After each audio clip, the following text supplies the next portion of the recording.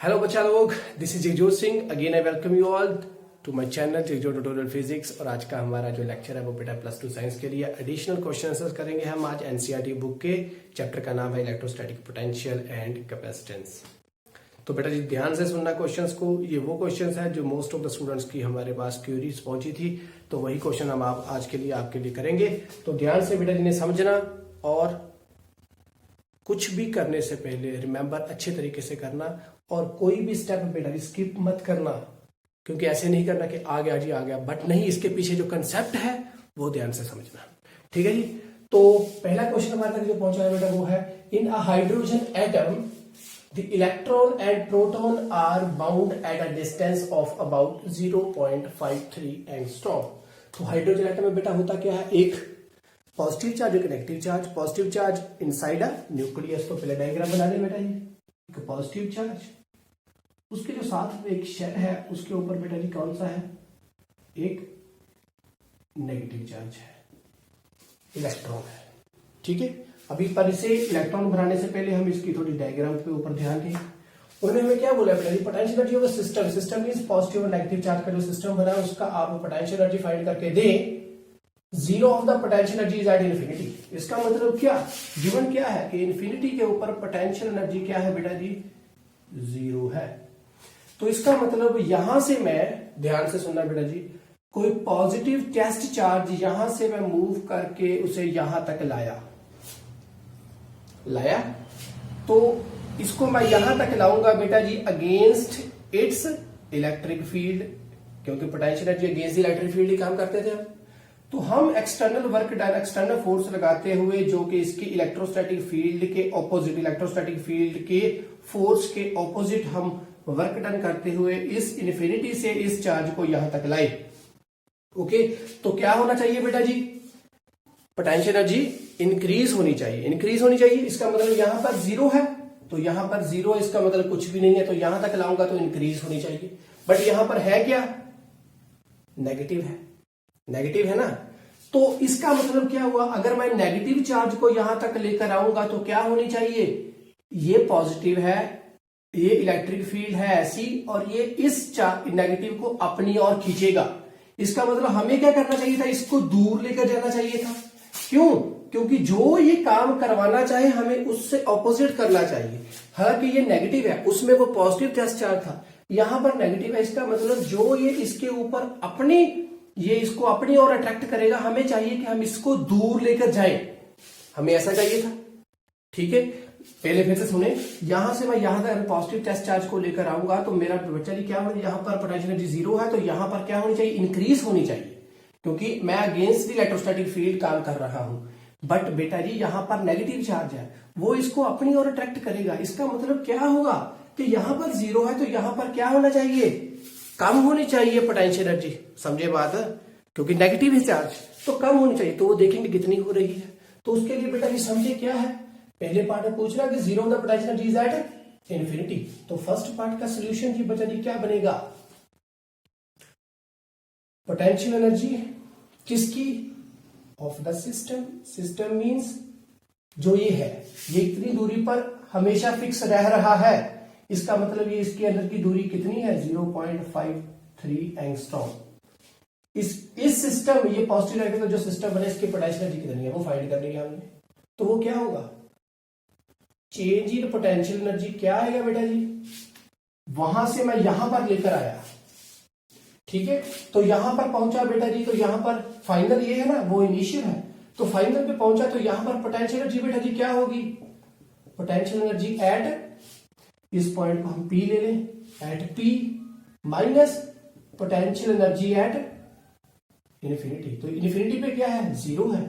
इसका मतलब potential energy at P क्या होगा, चेंज इन पोटेंशियल एनर्जी, तो वही क्या हो जाएगा, पोटेंशियल एनर्जी एट P, क्योंकि यहां पर तो जीरो थी तो हमें ये फाइंड करनी थी। तो वो क्या होगा बेटा जी, अभी 1/4 पाई एप्सिलॉन नॉट। चार्जेस कौन कौन से हैं, एक पॉजिटिव है और एक नेगेटिव है। तो एक पॉजिटिव कर दिया तो एक साथ में मल्टीप्लाई में क्या कर दिया, एक नेगेटिव कर दिया। अपॉन क्या है, डिस्टेंस दोनों के अंदर का क्या है, 0.53 एंगस्ट्रॉम है। तो एक एंगस्ट्रॉम में बेटा जी कितने मीटर होते हैं? 10⁻⁻10 मीटर। तो इसको मैं ना साथ में लिख दिया इतना कुछ। तो अब इसकी वैल्यू फिल करेंगे, 1.6 इंटू 10⁻⁻19 साथ में आएगा माइनस और नीचे होगा 4πε0। इसकी वैल्यू भी हमें पता है 9 इंटू 10⁻9 ऊपर होगा, तो इसके साथ ये भी लिखा जाएगा और साथ में आएगा 0.53 इंटू 10⁻⁻10। तो इसका आंसर जो है बेटा वो बनेगा -43.47 इंटू 10⁻⁻19 जूल। जूल होगा यहां पर, क्योंकि पोटेंशियल एनर्जी है तो एनर्जी का यूनिट है जूल। तो वो किसमें फाइंड करने के लिए बेटा जी बोला है? यहां पर पोटेंशियल एनर्जी वो इन इलेक्ट्रॉन वोल्ट पूछ रहे हैं। ये JeV में कैसे कन्वर्ट किया गया? We know that V equals to W/Q। W है जूल में, ये है कूलम में, ये है हमारे पास वोल्ट में। ठीक है, अभी देखा जाए मैं क्या करूंगा, E के साथ मल्टीप्लाई और E के साथ डिवाइड कर दूं पहले इसको। देखा जाए क्यों, समझना ध्यान से बेटा जी, क्यों कर रहे हैं हम ऐसे। EJ हो गया और नीचे आ गया बेटा जी 1. E की वैल्यू 10⁻⁻19 साथ में क्यों हो गया। J/C क्या है? V। तो J/C क्या बन गया? V। तो इसकी कैलकुलेशन की जाए तो वो क्या होगी बेटा, अब इसी कटिंग वगैरह कर दी तो हमारे पास यहां पर आ जाएगा बेटा -27.2। E है, J/C क्या है? V। तो EV में कन्वर्ट हो गया। तो ये हमारे पास बेटा जी क्या आई, change in potential energy equals to potential energy at P। तो यहां पर इतनी पोटेंशियल एनर्जी के साथ वो यहां पर इलेक्ट्रॉन पड़ा हुआ है। तो यहां पर 0 था, इसका मतलब यहां पर आकर क्या होगी, इतनी होगी, तो इसका मतलब वो कम हो गई। तो कम क्यों हुई पास आने पे? अगर वो तो पास आने पे ज्यादा होनी चाहिए थी, बट यहां पर कम हुई। क्यों? क्योंकि जो लेकर आए थे चार्ज वो नेगेटिव था, उसकी पोटेंशियल एनर्जी इंक्रीज नहीं होगी। हाँ, अगर ये पॉजिटिव होता तो मैं यहां पर भी पॉजिटिव लाता तो यहां पर 0 तो यहां पर मैक्सिमम होती, बट यहां पर बेटा जी क्या हो गई, नेगेटिव होगी। इसका मतलब 0 से भी कम हो गई। इसका मतलब हमारा वर्क डन नहीं हुआ, वर्क डन तो इसने खुद ही कर दिया, तो इसलिए वो नेगेटिव पोटेंशियल एनर्जी होगी। बात समझ आई? तो ये हुआ हमारा फर्स्ट पार्ट। तो सेकंड पार्ट में देखिए बेटा, ये भी सेकंड पार्ट पे वो क्या कर रहे हैं, मिनिमम कम से कम वर्क डन कितना किया जाए ताकि इस इलेक्ट्रॉन को यहां से फ्री कर दिया जाए। गिवन क्या है, किनेटिक एनर्जी कितनी है, 1/2 of the potential energy in that orbit, इस ऑर्बिट में। तो पहले देखा जाए किनेटिक एनर्जी क्या बनती है बेटा जी, kinetic energy is half of potential energy. Potential energy हमारे पास कितनी है, -27.2 इलेक्ट्रॉन वोल्ट डिवाइडेड बाय 2, तो बन गया 13.6 इलेक्ट्रॉन वोल्ट। तो क्या कभी ये नेगेटिव था, तो उन्होंने यहां पर क्वेश्चन में आप देखना बेटा जी मैग्नीट्यूड ऑफ पोटेंशियल एनर्जी बोला था। उन्होंने खुद ही क्यों बोला, क्योंकि we know that kinetic energy क्या होती है, हाफ mv²। मास कभी नेगेटिव नहीं हो सकता, वेलोसिटी अगर नेगेटिव हो तो स्क्वायर के साथ नीचे पॉजिटिव होगी जी, हो जाएगी। इसका मतलब किनेटिक एनर्जी हमेशा क्या रहती है, पॉजिटिव। सो देयरफॉर इसको नेगेटिव हम नहीं लेंगे, इसको क्या लेंगे, पॉजिटिव ही लेंगे। और बुक में भी उन्होंने क्वेश्चन में यहाँ पर मैग्नीट्यूड ऑफ पोटेंशियल एनर्जी बोला है, kinetic energy equals to 1/2 of magnitude of potential energy. So therefore kinetic energy क्या होगी हमारे पास, इतनी हो गई। तो देयरफॉर एनर्जी कितनी पीछे बची, उसकी एनर्जी लेफ्ट। हमें पता है कि टोटल एनर्जी बेटा जी क्या होती है। सो देखे जाए पहले ऐसे होते हैं बेटा जी, टोटल एनर्जी फिर क्या होगी बेटा जी, हमें पता है टोटल एनर्जी क्या होती है, potential energy plus kinetic energy at that orbit, उस ऑर्बिट में। तो वो कितनी हो गई बेटा जी, -27.2 electron volt plus 13.6 electron volt. तो कितनी रह गई बेटा जी, 13.6 इलेक्ट्रॉन वोल्ट नेगेटिव में रह गई। इसका मतलब इस ऑर्बिट में पोटेंशियल एनर्जी कितनी थी, इतनी, किनेटिक एनर्जी कितनी है, इतनी। तो वो किनेटिक उस पोटेंशियल को खत्म करने की कोशिश कर रहा है, ठीक है, तभी तो इतनी पीछे बची। टोटल एनर्जी अब ऑर्बिट में कितनी रहेगी, इतनी रहेगी। इसका मतलब हमें इतनी एनर्जी अभी और देनी पड़ेगी। अगर हम इतनी एनर्जी और दे दें तो ये नेगेटिव है, इसका मतलब अभी अट्रैक्टिव केस है, क्योंकि पॉजिटिव नेगेटिव है ना, नेगेटिव साइन हमेशा अट्रैक्टिव के बाउंड हुआ है, इसके साथ ये इलेक्ट्रॉन इस न्यूक्लियस के साथ बाउंड है। तो इतनी एनर्जी अभी ये नेगेटिव, इसका मतलब उसने अट्रैक्ट किया है। अभी मैं इतनी एनर्जी खुद प्रोवाइड करूं तो वो इलेक्ट्रॉन क्या हो जाएगा, free. So therefore to make electron free, we provide energy equals to जहां वर्क डन कितना होगा बेटा जी 13.6 इलेक्ट्रॉन वोल्ट। क्लियर हो गया? तो ये था, इसका स्क्रीनशॉट लो और सी पार्ट करते हैं इसके बाद। तो बच्चा जी थर्ड पार्ट पे है हमारे पास। थर्ड पार्ट पे वो क्या बोल रहे हैं, आंसर कीजिए इसी ए और बी पार्ट को। अगर zero of the potential energy is eight a distance इतने पे, बट हमें इस बात का पता है बेटा जी कि पोटेंशियल एनर्जी जीरो कहां पर होती है, इन्फिनिटी पे। समझे बात? ये क्लियर है, ये कभी भी गलत नहीं होगा। पोटेंशियल एनर्जी जीरो पे जाकर इन्फिनिटी पे जाकर जीरो है, बट वो बोल रहे हैं कि if zero of the potential energy हम कंसिडर कर ले इतने डिस्टेंस पे, तो बताइए बेटा जी ए और बी का जो आंसर है उसमें कुछ फर्क आएगा? तो इसका मतलब इस केस को हम कब एज्यूम करेंगे, ये वाला केस कब एज्यूम करेंगे वो मैं बताऊंगा, तब एज्यूम करना बेटा, अभी नहीं। तो किया जाए कैसे, देखिए पहले पोटेंशियल एनर्जी क्या आ रही है, तो उसके लिए क्या करेंगे बेटा हम, चेंज इन पोटेंशियल एनर्जी क्या होगी, जीरो। अभी वो बोल रहे हैं जीरो कहां पर है, मान लो कहीं इस पॉइंट पे, ये एक ऑर्बिट है, ये कितनी दूरी पर है 1.06 एंगस्ट्रॉम। P1 पॉइंट लिया कि इलेक्ट्रॉन पहले यहां था, यहां से मैं यहां पर लेकर आया, ठीक है। तो बच्चा चेंज इन पोटेंशियल एनर्जी क्या आएगी, यहां से लेकर यहां तक, तो बेटा जी वो होगी 1/4 पाई। तो पहले लिख दिया जाए कि लिखा क्या कि पोटेंशियल एनर्जी एट इस पॉइंट पे P minus potential energy at इस पॉइंट पे P1 पे।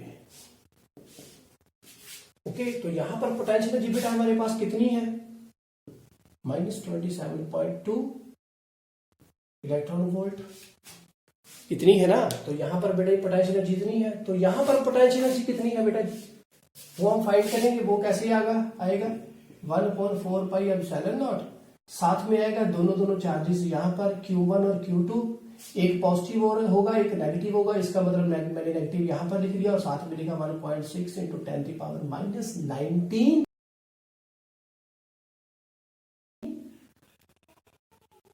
दोनों चार्जेस होंगे, और नीचे बेटा जी आएगा हमारे पास दोनों के बीच का डिस्टेंस, तो वो कितना है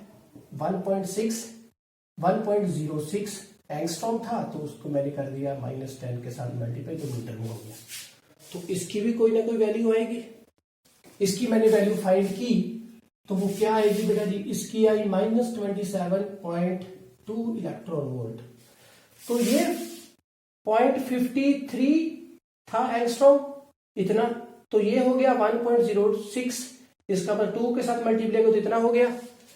तो इससे वो ये वाला था, ये था इतने पे, तो ये वाला है इतने पे, तो इसका मतलब डबल क्या हुआ बेटा, ये डिस्टेंस डबल हुआ, तो डिस्टेंस डबल हुआ, नीचे वाला डिस्टेंस वो डबल हुआ, तो इसका मतलब जो इसकी पोटेंशियल एनर्जी की वैल्यू होगी वो क्या होगी, आधी हो जाएगी। तो इसकी वैल्यू यहां पर ये तो नेगेटिव ये हुआ, और साथ में नेगेटिव आया बेटा जी 13.6 इलेक्ट्रॉन वोल्ट।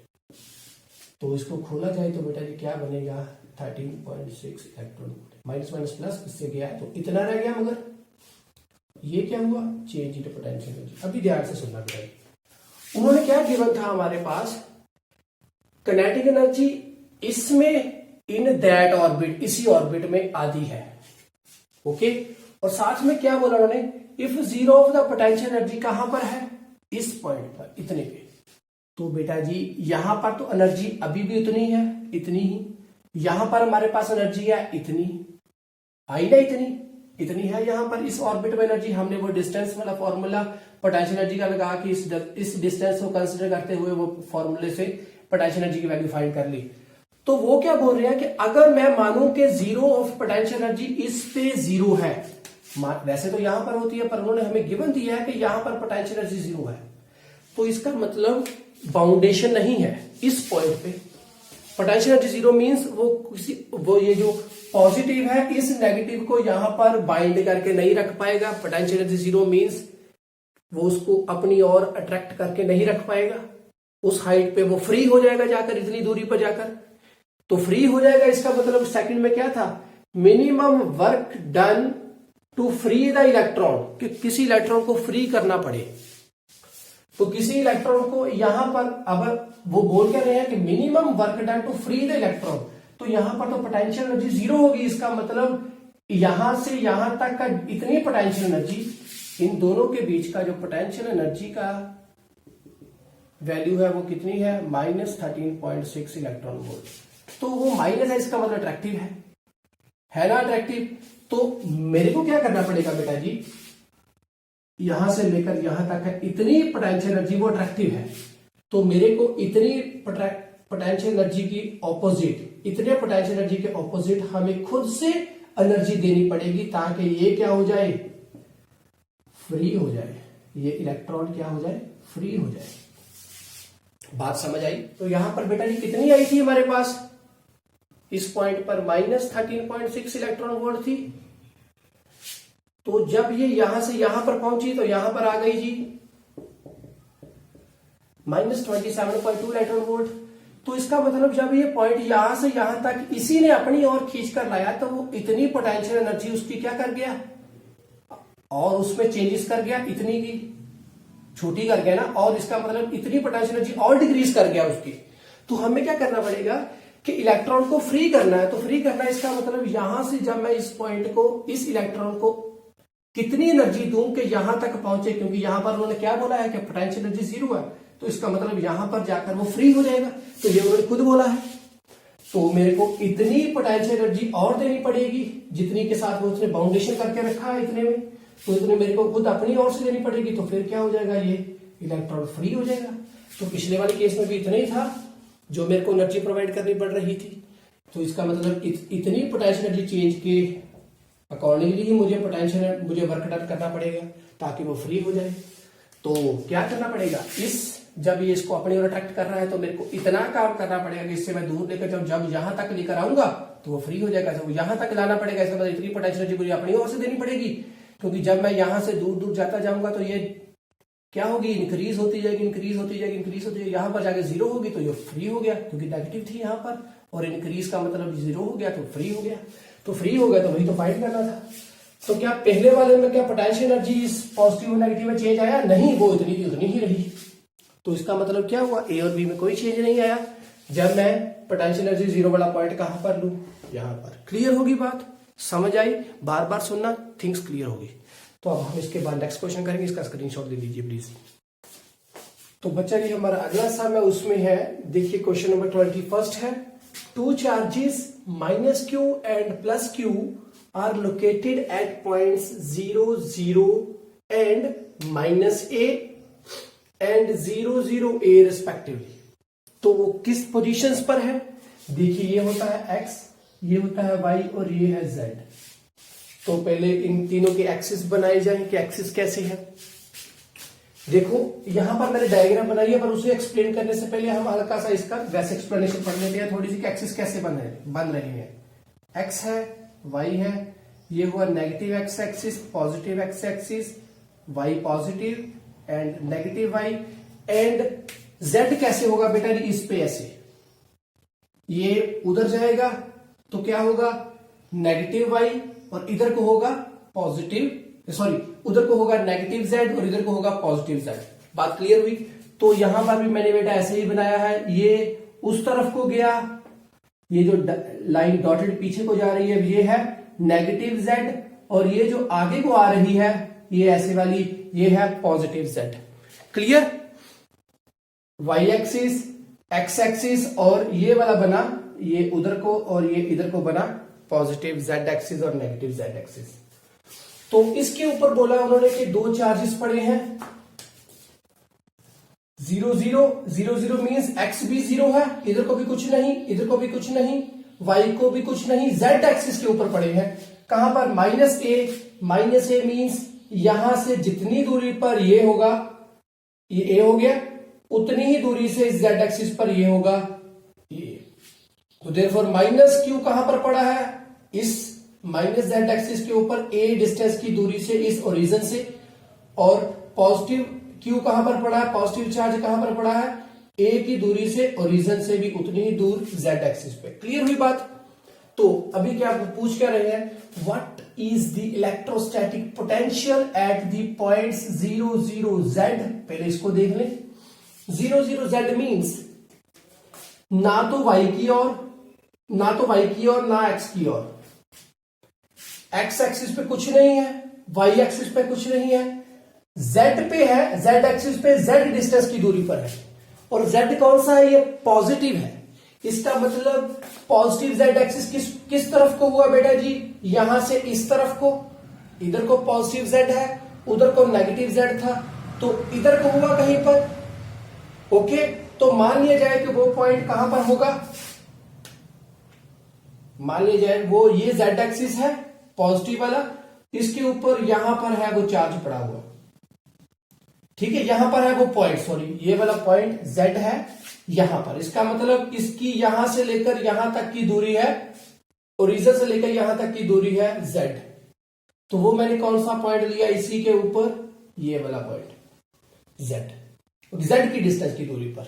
ठीक है, तो इसके ऊपर यहां पर था कौन सा चार्ज, पॉजिटिव z था a डिस्टेंस की दूरी पर, और दूसरा है यहां पर। तो ये कौन सा बेटा जी केस बन गया, तो इसको यहां पर ड्रॉ किया जाए तो बेटा वो क्या बनेगा, ये हो गया पॉजिटिव z, ये हो गया नेगेटिव z, ये ओरिजिन वाला ये पॉइंट था, इससे इधर को भी डिस्टेंस a, इधर को भी a, ये नेगेटिव a था, ये पॉजिटिव a था, पर डिस्टेंस तो a ही है ना। तो यहां पर हुआ z का वो पॉइंट 0 0 z। ओके, ये पॉइंट पे चेक करना। तो ये एक तरह से क्या बना, नेगेटिव q पॉजिटिव q और distance 2a in between the two charges, और इलेक्ट्रिक डाइपोल बन गया। तो इस डाइपोल के ये कौन सा पॉइंट है, एक्सियल पॉइंट है। तो एक्सियल पॉइंट के ऊपर हमने पोटेंशियल चेक करना, तो वो कैसे चेक करेंगे बेटा जी, इस पॉइंट के ऊपर। तो वो हमने लिया इस नेगेटिव के कारण इस पॉइंट के ऊपर बेटा जी क्या होगी पोटेंशियल, इस पॉजिटिव के कारण क्या होगी वो देखा जाए। तो नेगेटिव के कारण क्या हुई, इस नेगेटिव के कारण यहां से लेकर ओरिजिन से लेकर यहां तक का डिस्टेंस था z था ना। तो बेटा जी क्या बना, डिस्टेंस दोनों के बीच का, इसका यहां तक का z प्लस a, तो इसका यहां तक का क्या बना z माइनस a, तो ये वाला बना। तो उन्होंने नीचे बेटा जी वही तो किया है, नेगेटिव के कारण माइनस क्यू आ गया, चार्ज नेगेटिव था तो कुछ ये हुआ, पॉजिटिव के कारण ये हुआ। तो होता क्या है 1/4 की वो पॉन r ये रहा, और बाद में इनको क्या किया, एलसीएम लिया और बाद में आंसर आ गया। तो ये पोटेंशियल फाइंड हो गया इस पॉइंट के ऊपर। अभी देखो सेकंड केस क्या बोल रहे हैं, वो कहीं पर चेक कीजिए वो कौन सा पॉइंट है, x भी है y भी है बट z 0 है। तो बच्चा जी इसको ध्यान से समझना। अभी ये डाइपोल किस पे है, z एक्सिस पे है, डाइपोल कुछ ऐसे पड़ा हुआ इसी z एक्सिस के ऊपर। ओके, तो वो बोल रहे हैं z के ऊपर कुछ नहीं है, z किसी भी तरफ नहीं है। तो इसका मतलब वो x और y आए, x और y का मतलब टू डायमेंशन मींस प्लेन के ऊपर ही है, प्लेन के ऊपर ही तो है। तो जैसे ये वाला पॉइंट है मैंने लिया x y और 0, इसका मतलब ये वाला पॉइंट ना तो z नेगेटिव की ओर है ना तो पॉजिटिव z की ओर है। इसका मतलब वो यहीं पर x y एक्सिस एक प्लेन के ऊपर ही है, 3D नहीं है, प्लेन के ऊपर ही। तो इसका मतलब ये पॉइंट यहां लू, यहां लू, यहां लू, यहां लू, ये कैसे होगा, ये सीधा सीधा ऐसे होगा, इससे पूरा इस पॉइंट के इस ओरिजिन से लाइन होगी, इस तरफ को लो, इस तरफ को लो, ऐसे लो, ऐसे लो, कहीं पर भी लिया जाए। तो वो इसका मतलब कैसे बनेगा बेटा जी, इसके ये जो है हमारे पास डाइपोल, इसके सेंटर से बिल्कुल ऊपर का पॉइंट ही बनेगा कुछ ऐसे। ये पॉजिटिव है, पॉजिटिव क्यू, नेगेटिव क्यू, तो वो वाला पॉइंट इस ओरिजिन, ये वाला जो ओरिजिन है, ये वाला ओरिजिन है, इसके ऊपर ही बनेगा बेटा। यहां पर लो, ये यहां पर होगा तब भी इसके ऊपर परपेंडिकुलरली होगा, यहां पर हो, यहां पर हो। कहने का मतलब क्या है बेटा जी कि ये जो प्लेन है, ये मान लीजिए एक तरह का प्लेन है, ठीक है, पूरा प्लेन है, और ये प्लेन का क्या है, ओरिजिन है। यहां से z एक्सिस ऐसे है, तो इसका मतलब z की और कुछ भी मूवमेंट नहीं है। तो एक्स वाई क्या होगा, यहां पर ले लो, यहां पर ले लो, यहां पर ले लो, यहां पर ले लो, यहां पर ले लो, यहां पर ले लो, यहां पर ले लो, हमारी मर्जी है, कहीं भी हम लें। तो इसका मतलब वो प्लेन के ऊपर मूवमेंट हो रही है, ये ओरिजिन के ऊपर ही मूवमेंट है। तो इसका मतलब x दोनों z minus q plus q ऐसे ऐसे है, तो इसके जो सेंटर ओरिजिन है इसके ऊपर ऐसे ऐसे मूवमेंट हो रही है, कहीं पे भी पॉइंट हो एक्स वाई के तो वो बताए थोड़ी ना, बट ऐसे है कि एक्स और वाई के ऊपर मूवमेंट हो रही है, इसका मतलब वो कैसे कहां पर पॉइंट होगा, ठीक ओरिजिन के कहीं पे भी ऊपर होगा, इस तरफ हो इस तरफ हो पर इसके ऊपर ही होगा। तो अगर ऐसा पॉइंट हो तो क्या होता है बेटा जी, ये r है ये a है, दोनों के लिए सेम है, इसका मतलब ये डिस्टेंस सेम होगा। पाइथागोरस लगाकर देखिए, ये 90 90, ये डिस्टेंस भी उतना ही होगा, ये भी उतना ही होगा। तो देयरफॉर इसके कारण यहां पर पॉजिटिव आएगा, इसके कारण यहां पर नेगेटिव आएगा, तो पोटेंशियल बेटा जी क्या बन जाएगा उस पॉइंट के ऊपर, जीरो। बात क्लियर हुई, बात समझ आ गई ना। तो इसका एक बार स्क्रीनशॉट ले लीजिए, बाद में इरेज करके मैं सेकंड और थर्ड पार्ट करता हूं। तो बेटा जी नेक्स्ट है, obtain the dependence of potential on the distance r of the point from the origin when r is very much greater than a। a means a क्या था, लेंथ ऑफ द डाइपोल, इसका मतलब dipole के मुकाबले वो जो point है वो बहुत दूरी पर हो। तो उसके लिए बेटा जी हमें पहले पता करना पड़ेगा एट एनी पॉइंट पे पोटेंशियल क्या आता था, हमने प्रूफ किया था, ये क्या था, p cos theta upon 4 pi epsilon not, साथ में क्या था r square minus a square, साथ में cos स्क्वायर थीटा, कुछ ये था। गिवन क्या है, r बहुत ज्यादा बड़ा है a से, इसका मतलब यही हुआ ना, a इधर चला गया, r बहुत बड़ा है a से। तो इसको कैसे करेंगे अभी हम, इसका मतलब a को क्या कर देंगे, नेग्लेक्ट, तो क्या बनेगा बेटा जी, p cos theta upon 4 pi epsilon not, साथ में रह गया r स्क्वायर ओनली। तो ये रह गया, तो बाकी सब कुछ वो पूछ किसके साथ रहे हैं, dependence of potential on the r के साथ कैसे है डिपेंड करता, तो ये r के साथ कैसे डिपेंड कर रहा है, यहां से ये बातें बेटा जी याद रखनी है आपने। इलेक्ट्रिक फील्ड कैसे थी, ऐसे थी, एक सिंगल पॉइंट चार्ज के लिए ऐसे था पोटेंशियल, डाइपोल के लिए ऐसे हुआ। अभी आगे अगर एक क्वाड्रुपोल आएगा तो उस पे क्या होगा बेटा, ऐसे धीरे धीरे आगे बढ़ेंगे हम, तो ये मोनोपोल के लिए था ये वाला, अगर एक सिंगल पॉइंट चार्ज है तो उसके लिए रिलेशन ये बनता था। अभी इस बात का ध्यान रखना बेटा जी, रिलेशन कैसे कैसे बन रहे हैं आगे आगे और एक दूसरे के साथ रिलेट कैसे करते हैं। तो बेटा ये हो गया सेकंड पार्ट। और थर्ड पार्ट क्या था हमारे पास, थर्ड पार्ट में बोल रहे हैं how much work is done in moving a test small test charge from the point. अच्छा पहले वो पॉइंट बोलने से पहले हम ये बात ध्यान में रख लें कि how much work is done, वो पूछ रहे हैं to small test charge, small test charge means unit charge, कोई छोटा सा टेस्ट चार्ज है, यूनिट चार्ज ही हुआ, तो उसको मूव करवाने के लिए हमें कितना काम करना पड़ेगा। अगर मैं उसको मूव करवा रहा हूं इस पॉइंट से इस पॉइंट तक along the x axis, okay, अगर ये ना भी लिखा हो तब भी हमें पता है इस बात का कि मूवमेंट कैसे करते हैं हम, कंजर्वेटिव फोर्सेस है, वो छोटा डिस्टेंस पाथ फॉलो करेगा कि सब, क्योंकि वो इनिशियल और फाइनल पाथ के ऊपर डिपेंड, पॉइंट्स के ऊपर डिपेंड करेगा, किस रास्ते से जाएगा उससे डिपेंड नहीं करेगा, तो कंजर्वेटिव फोर्सेस होती हैं ये सभी। Does the answer change if the path or test charge between the same point is not along the x-axis? तो इसका आंसर तो मैंने पहले दे दिया कि अगर x-axis की जगह नहीं हम किसी और रास्ते से जाएं तो क्या वो पाथ को वो उस क्या उसका जो आंसर है उसमें चेंज आएगा, नहीं आएगा, क्योंकि कंजर्वेटिव फोर्सेस है वो इनिशियल और फाइनल पोजीशन पे डिपेंड करती है, किस रास्ते से जाए उस पर डिपेंड नहीं करती। तो इसको देखा जाए पहले बेटा how much work is done, तो वर्क का रिलेशन बेटा ये हमारे पास कहां से आया था, we know that V equals to W upon Q, कुछ ये था हमारे पास।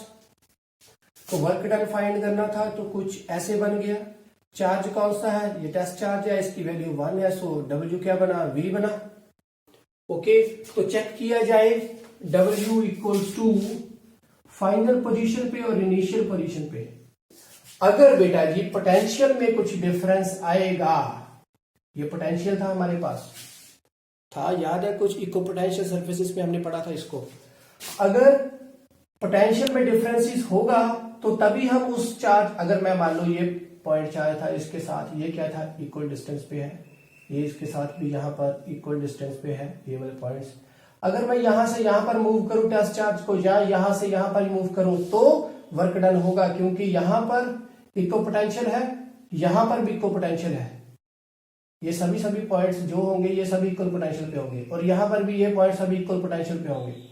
तो इसका मतलब अगर मैं यहां से यहां या यहां से यहां पर मूव कराऊं तभी वर्क डन आएगा, बट अगर मैं यहां से यहां पर मूव कराऊं तो वर्क डन नहीं आएगा। क्यों?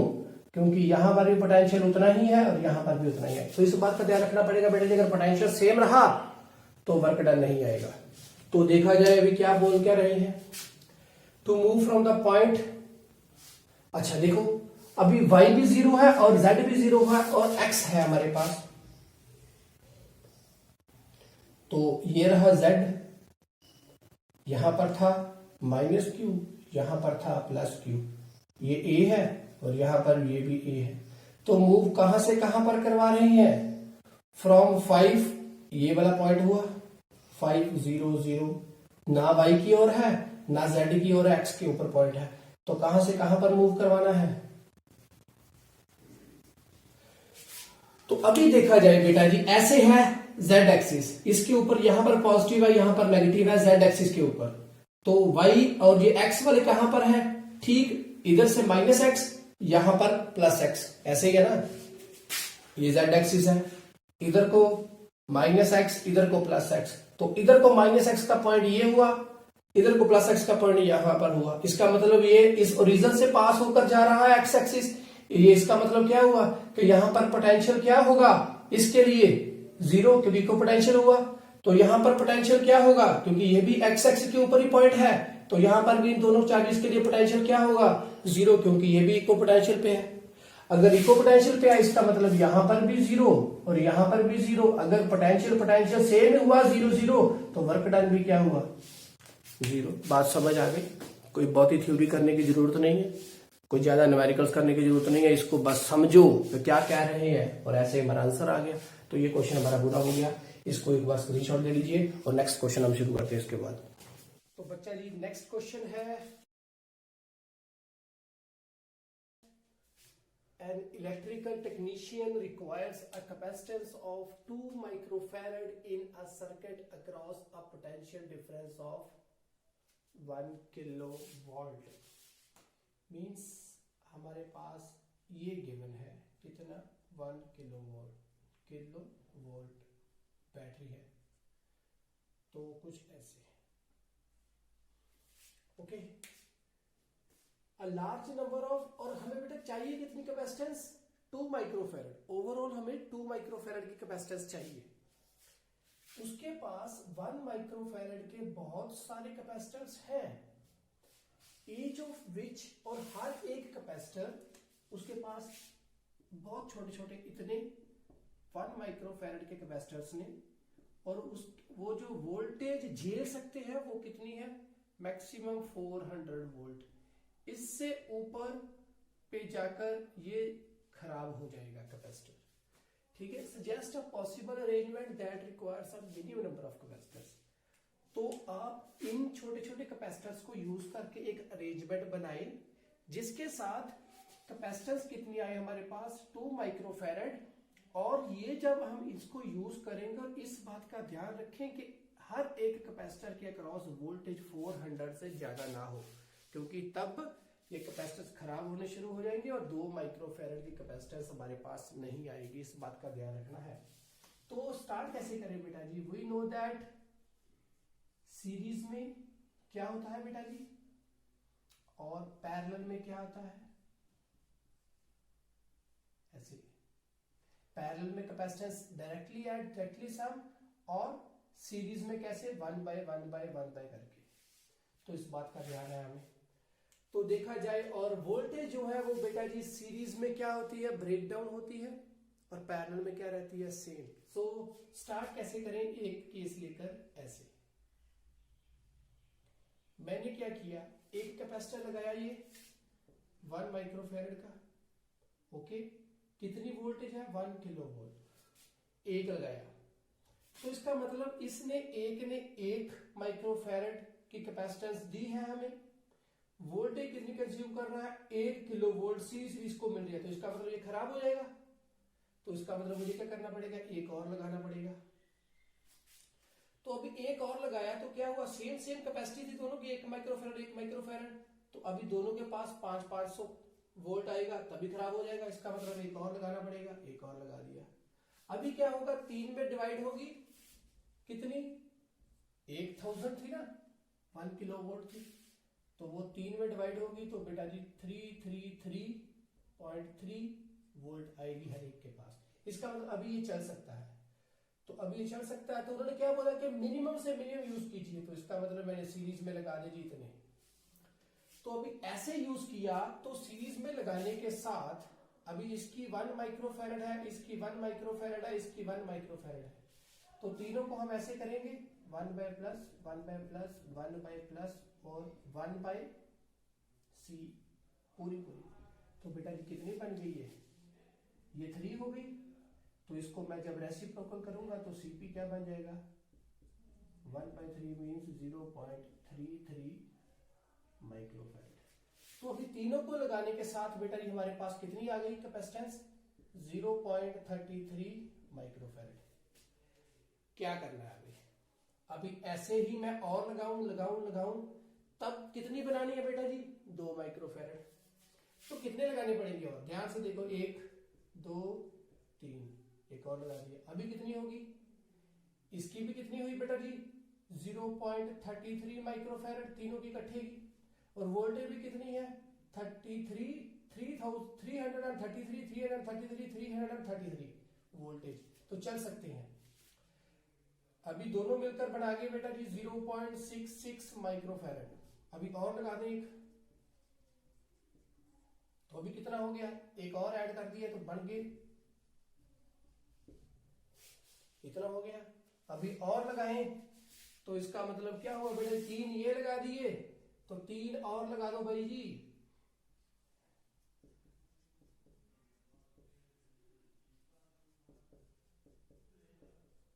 तो कितना हो गया बेटा जी इसका, इन तीनों का 0.33, इनका तीनों का 0.33, इनका 0.33, 0.33, 0.33, 0.33, आगे भी तो ऐसे ही था 0.333 चलता था।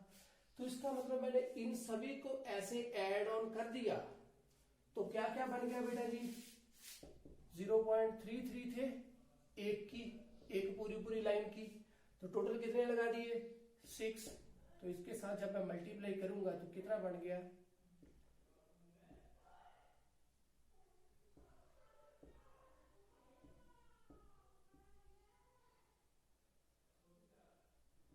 1.999 माइक्रोफैरड। तो कितना बढ़ गया बेटा जी, 2 माइक्रोफैरड। तो हम जब इसको डिवाइड कर रहे थे बेटा अभी आगे और भी 3 आना था, तो इसका मतलब 2 माइक्रोफैरड बन गया। तो बनानी कितनी थी, 2 माइक्रोफैरड की। तो कितने कैपेसिटर्स मेरे को जरूरत में आए, 3 आए इस तरफ को, तो सीरीज में मैंने बेटा जी कितने लगाए, 3। पैरेलल में मैंने बेटा जी कितने लगाए, पैरेलल में 1 2 3 4 5 6, पैरेलल में लगाए 6, पैरेलल में लगाए ना ऐसे, 3 में पैरेलल में 6 पैरेलल में लगाए, और सभी 6 कितने कितने के थे, 0.33 माइक्रोफैरड के थे, ठीक है। और 0.3 माइक्रोफैरड का कैसे बने, इन सभी को सीरीज में लगाकर। तो इसका मतलब देखो कितने लगे बेटी, 6 18 कैपेसिटर्स। बात समझ में आई, तो काउंट भी कर रहे, 1 2 3 4 5 6 7 8 9 10 11 12 13 14 15 16 17 18। तो 18 बेटा कैपेसिटर हमारी जरूरत में आए, तो सब सॉल्व हो गया, बात समझ आ गई। एक ऐसा ही क्वेश्चन था क्वाड्रुपोल वाला, उसमें क्या था बेटा जी, ध्यान से देख लेना एक बार फिर से, वो भी बच्चों को डाउट आ रही है। ऐसे है, डिस्टेंस गिवन है, डिस्टेंस गिवन है, यहां पर फाइंड करना था इस पॉइंट के ऊपर। तो यहां पर भी चार्ज होगा कोई ना कोई, यहां पर भी। इस अरेंजमेंट को बेटा जी हम बोलते हैं क्वाड्रुपोल, ठीक है, क्वाड्रुपोल। इस अरेंजमेंट को पॉजिटिव नेगेटिव नेगेटिव, इस क्या मतलब क्या था इसका, ये पॉजिटिव था, यहां पर एक नेगेटिव खत्म हुआ, और एक डाइपोल और था जिसका नेगेटिव भी यहां पर ही था। तो इसका मतलब यहां पर 2 नेगेटिव हो गए, यहां पर एक पॉजिटिव और यहां पर भी एक पॉजिटिव है, तो फिर काउंट हो गया। ऐसे सिस्टम को हम बोलते हैं क्वाड्रुपोल। इसके लिए हम यहां पर फाइंड करनी थी पोटेंशियल का इलेक्ट्रिक फील्ड, कुछ भी बोला होगा हम वो फाइंड कर देंगे। कैसे, इसका डिस्टेंस, इसका डिस्टेंस, इसका डिस्टेंस, तीनों ऐड कर दो, पोटेंशियल आ गया। तो ये थे क्वेश्चंस कुछ जो बच्चों के डाउट थे, वो हमने आज क्लियर कर दिए। आपको लेक्चर पसंद आया हो तो हमारे चैनल को लाइक, शेयर और सब्सक्राइब भी जरूर करना। इसके साथ घर में बैठे सलामत रहें, खुश रहें, आबाद रहें और अपने पेरेंट्स का ख्याल रखें। Bye bye.